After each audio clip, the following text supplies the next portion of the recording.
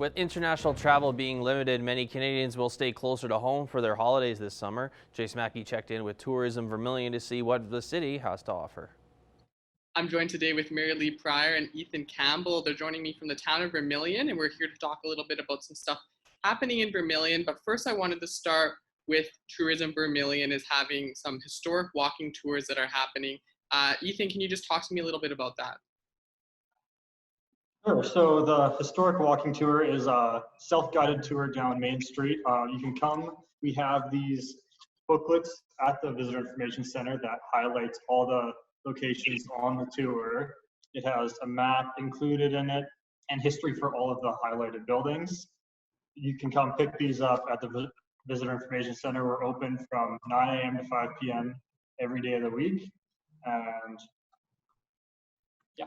And so why do you think it's important to be able to have this walking tour that's able to guide people through and show some historic parts of Vermilion? It's important. It really highlights some of the history of the town. Lots of the buildings on this tour are over 100 years old, such as the Craig's building was first built in 1905, and then it was burned down and rebuilt afterwards. But they're just a big part of the history of the town. Vermilion being founded with a brick factory. Lots of the buildings are made of original bricks that were made at the factory. So it's just important to understand the history of the town and the culture that comes from it. Now, and you work for Tourism Vermilion, you work at the Visitor Information Center. Can you just talk a little bit about some other services that people can get if they're visiting or even if they're from near and around Vermilion? Sure. We have a wealth of brochures and stuff that highlight just Vermilion itself. We have honors lists for restaurants, boutiques, places to stay all in Vermilion, and activities we have that highlight the trails in Vermilion and the parks. And besides that, we have brochures and maps and whatnot for all across Alberta, as well as some for Saskatchewan and British Columbia as well. So if you're looking for any information about tourism all across the province and adjacent provinces, we have lots of information for you.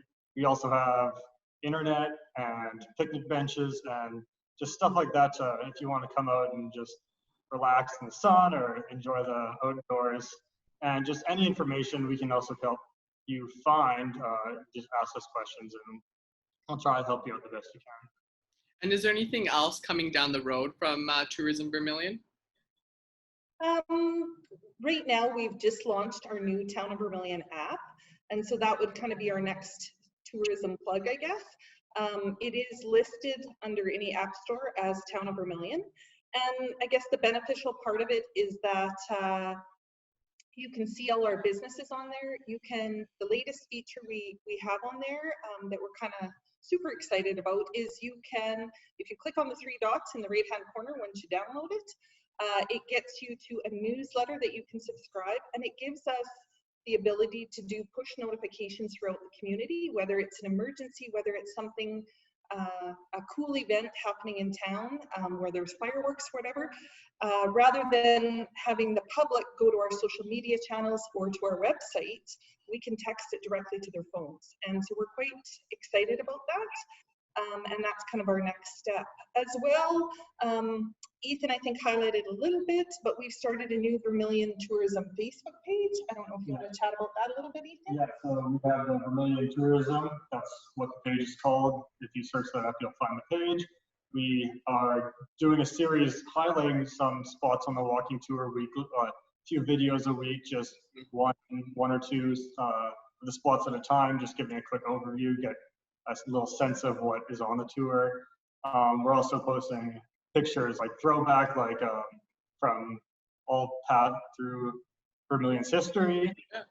And we have all links to all of our websites and contact links and everything on that as well. So I know we're kind of near the beginning-ish part of a tourism season, and obviously this year things are looking a little different, but have a lot of people been coming to Vermilion and coming to the Visitor Information Center and asking questions and stuff? I think it's been a little slower than probably previous years. And talking to the Alberta Visitor Information centers that we kind of report to, they're okay with that. I mean, we're in the COVID-19 pandemic. We're still seeing about 2/3 of the the stats coming through. So say if there was 100 people last year, we're still seeing about 75 in a month this year. So we're excited about that. It's a little more than what we actually expected. And we are seeing a few travelers from out of province as well traveling through and maybe going to different province. So we're trying to obey all the COVID-19 rules and have hand sanitizer and all those things within the VIC. And Ethan is one of 2 of our students here. Ashley is not in today, they alternate. But as you can tell from Ethan here, we've got great facilitators here at the Visitor Information Center. Well, I wish you guys the best of luck, and I know there may be less people coming by, but it's, or maybe people might not be going on more trips, but people from around this region can go and see Vermilion and see Ethan and Ashley if they need any help when they're coming to Vermilion and to find information and stuff. So thanks for taking some time to talk with me, both of you guys, and have a good day.